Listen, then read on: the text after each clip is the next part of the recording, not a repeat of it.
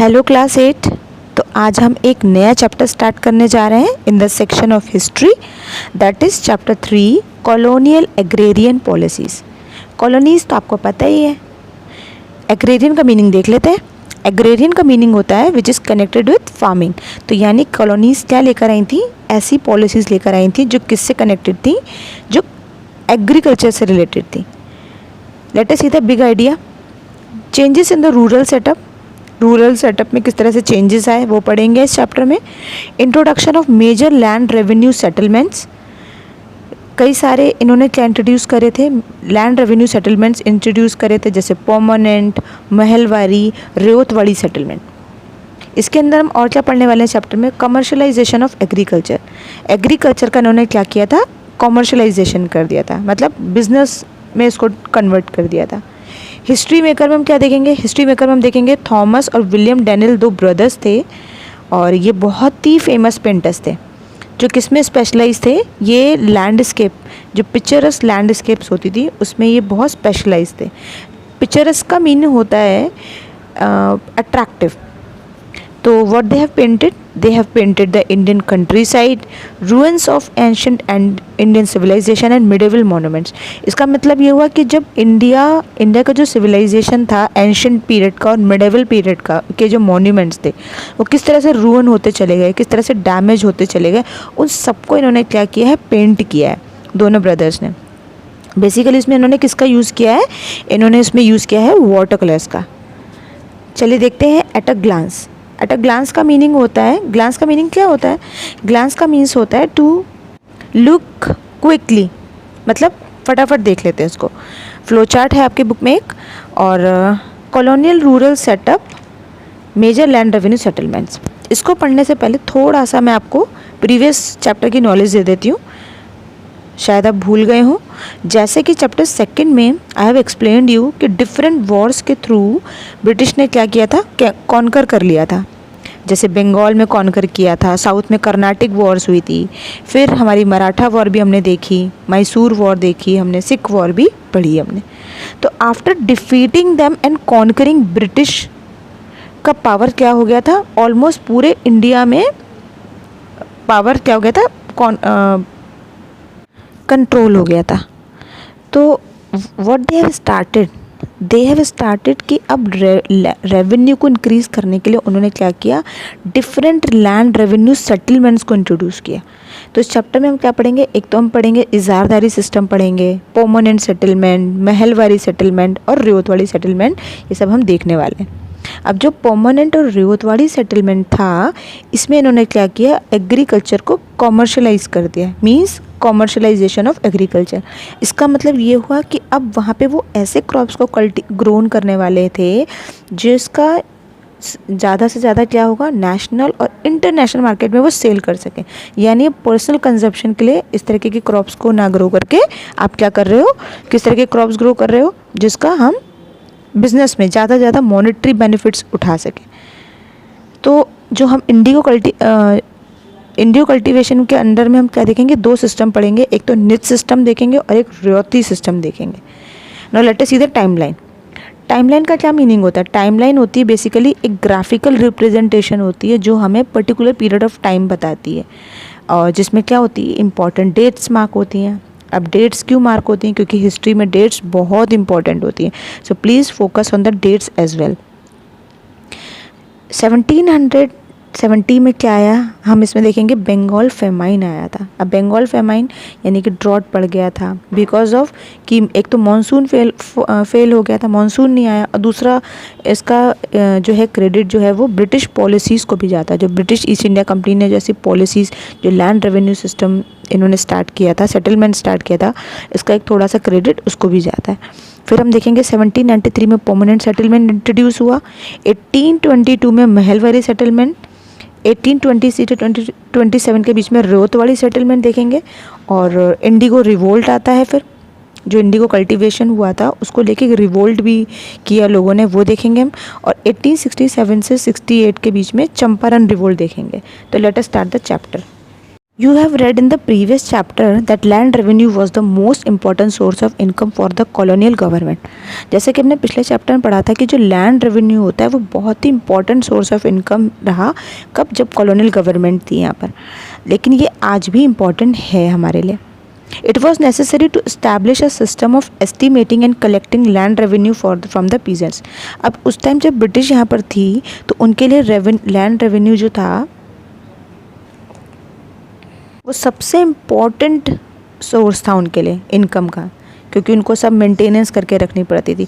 तो इस टाइम इन्होंने क्या किया, इन्होंने सोचा कि अब हमें एक ऐसा सिस्टम बनाना होगा, ऐसा सिस्टम इस्टेब्लिश करना होगा जिससे हम एस्टिमेट कर सकें और कलेक्ट कर सकें लैंड रेवेन्यू किससे? पीजेंट से. तो various land revenue system came to be establish in different parts of the Indian subcontinent. तो कई सारे उन्होंने क्या इस्टेब्लिश करे land revenue systems. We will discuss these and their impact in this chapter. तो हम पढ़ेंगे इस चैप्टर में कि उसका उन सारे सिस्टम्स को पढ़ने वाले हैं और उनका इम्पैक्ट क्या रहा. We will also see how commercial crops grow. Opium and indigo helped the British maintain a profitable balance of trade. साथ में हम ये भी देखेंगे जो इन्होंने कमर्शियल क्रॉप्स यानी जो एग्रीकल्चर का कमर्शलाइजेशन किया तो उसके अंडर में इन्होंने ओपियम और इंडिगो की हेल्प से ब्रिटिश ने कैसे अपना प्रॉफिट्स अर्न करे और किस तरह से अपने ट्रेड को उन्होंने क्या किया, बैलेंस किया. और किसकी कॉस्ट पर? At the cost of impoverishment of the Indian सब पीजेंट्री. और उसके जो मतलब इसके बदले में इंडिया ने क्या कीमत दी? इंडिया ने कीमत दी है इम्पॉवरिशमेंट की, यानी उन्होंने बहुत गरीबी फेस की, पॉवर्टी फेस करी. इम्पॉवरिशमेंट का मतलब होता है poverty. Changes in the rural setup. During the ancient and medieval periods farmers who cultivated a piece of land held it for a very long period. तो एंशियंट और मिडिवल पीरियड में जब हम देखते हैं तो फार्मर्स उस टाइम पे जो क्रॉप को ग्रो करता था उस जगह पर वो लंबे समय के लिए सेटल भी रहता था. दे use to pay a portion of the produce as a tax. So वो टैक्स के रूप में अपने प्रोडक्शन का कुछ पार्ट वो पे करता था. In return their right to hold and cultivate that piece of land remain intact.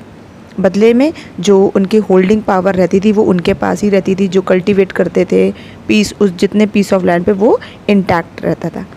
Thus villages became self-sufficient and could produce enough food crops to fulfill the needs of the people. तो इस तरह से जो villages थे, जो farmers थे, वो self sufficient थे, आत्मनिर्भर थे, इंडिपेंडेंट थे और वो इतना प्रोड्यूस कर लेता था या कर लेते थे जिससे कि वो अपने लोगों की, अपनी फैमिली की नीड्स को फुलफिल कर सके. Sher Shah Suri started the system of measuring land and giving a patta और return record to its owner.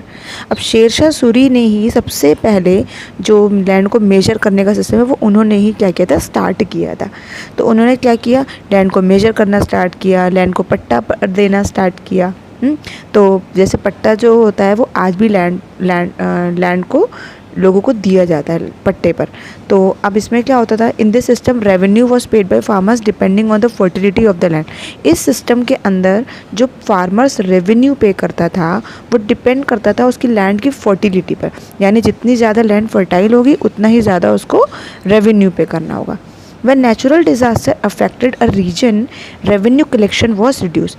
देखो कभी कभी हमेशा तो ऐसा नहीं होता है कि क्रॉप्स एक ही जैसी ग्रो करें, तो कभी कभी नेचुरल डिज़ास्टर भी आते हैं. जब उसकी वजह से कभी रीजन अफेक्ट होता था तो वहाँ पर रेवेन्यू कलेक्शन को रिड्यूस भी कर दिया जाता था, अमाउंट कम कर दिया जाता था. And sometimes when the situation was too critical the affected farmers were exempted from the payment of tax. और कभी कभी जब सिचुएशन बहुत क्रिटिकल हो जाती थी तो जो फार्मर्स अफेक्ट होते थे उनको टैक्स से क्या कर दिया जाता था, बिल्कुल फ्री कर दिया जाता था. When the EEIC got the diwani of Bengal, यानी कि जब EEIC को राइट्स मिल गए, दीवानी राइट्स मिल गए थे कि अब वो बंगाल से क्या कर सकते हैं, कलेक्शन कर सकते हैं रेवेन्यू का. ऐसा कब हुआ था, हमने बैटल्स पढ़ी थी, बैटल ऑफ बक्सर पढ़ी थी, बैटल ऑफ प्लासी पढ़े थे. तो उसके बाद उसको दीवानी राइट्स मिल गए थे. इस राइट्स के अंदर अब वो क्या बन गए थे, इंचार्ज बन गए थे, अथॉरिटी मिल गई थी उनको रेवेन्यू कलेक्ट करने की.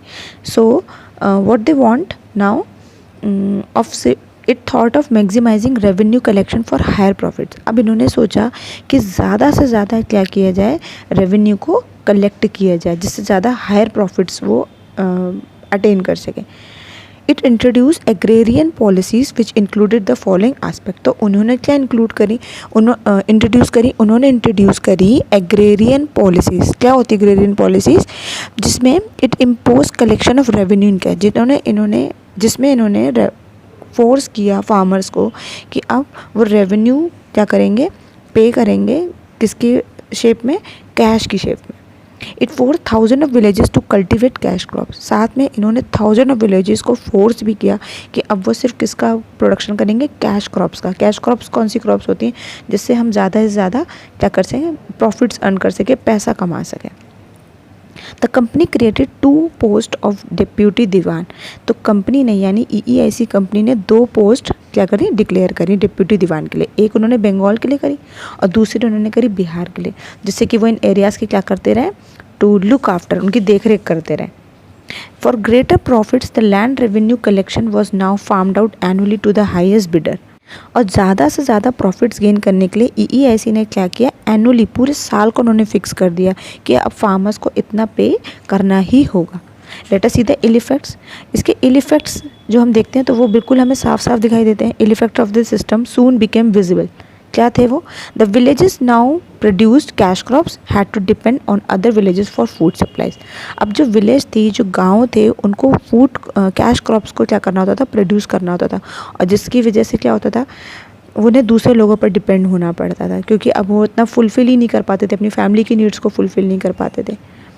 As the tax collector was only interested in collecting more revenue, he paid no attention to proving the land of quality of land. अब जो टैक्स कलेक्टर होता था, जो टैक्स कलेक्ट करता था फार्मर से, वो सिर्फ रेवेन्यू को कलेक्ट करने में ही इंटरेस्टेड रहता था, क्योंकि उसे गवर्नमेंट को पे करना होता था। तो वो क्या करता था, फार्मर्स को प्रेशराइज करता था, जिस वजह से उसका कोई अटेंशन किस पे नहीं रहता था, लैंड की क्वालिटी पे इम्प्रूव करने। जैसे लैंड एग्जॉस्ट हो रहा है, सॉइल फर्टाइल हो रही है, तो उसकी क्वालिटी को इम्प्रूव करना है, तो वो उस पर फोकस नहीं करता था। The poor peasants ruthlessly exploited by the tax collector. अब जो पुअर पीजेंट्स थे वो पूरी तरीके से टैक्स कलेक्टर से क्या होने लगे, एक्सप्लॉइट होने लग गए। ईदर लेफ्ट देयर विलेजेस और बिकेम लैंडलेस, जिस वजह से फार्मर्स क्या करते थे, या तो वो गांव छोड़कर चले जाते थे या वो लैंडलेस हो जाते थे। या तो यहाँ पर हमने क्या देखा, एग्रीकल्चर का जो प्रोडक्शन था वो पूरी तरह से क्या हो गया, डिक्लाइन हो गया। Simultaneously, trade and commerce also suffered a setback. Simultaneously का मीनिंग होता है सिमिलरली, उसी सेम वे में। जैसे हमारा एग्रीकल्चर को क्या हुआ, सफ़र हुआ, वैसे ही इंडिया का जो ट्रेड और कॉमर्स था उसने भी बहुत कुछ सफ़र किया। कैसे? इंडियन गुड्स जो थे वो उनको ये क्या करते थे, EEIC लो रेट्स में ख़रीदती थी और and sold back in Europe at much higher prices, और यूरोप में जाके उसको हायर प्राइसेस में बेच दिया करते थे। Indian weavers and artisans were compelled to work under harsh conditions and their skills were ruined. और जो वीवर्स थे, इंडिया के आर्टिसंस थे, इनको बहुत हार्श कंडीशंस के अंदर इनसे वर्क कराया जाता था, जिससे इनकी जो अपनी स्किल्स थी वो क्या होती गई, रूइंड होती गई, यानी ख़त्म हो गई, डिस्ट्रॉय हो गई। It also harmed the interest of the EEIC as a trading company. Its officials realized that a systematic approach to land revenue collection was needed to secure the maximum amount of revenue in a timely predictable manner.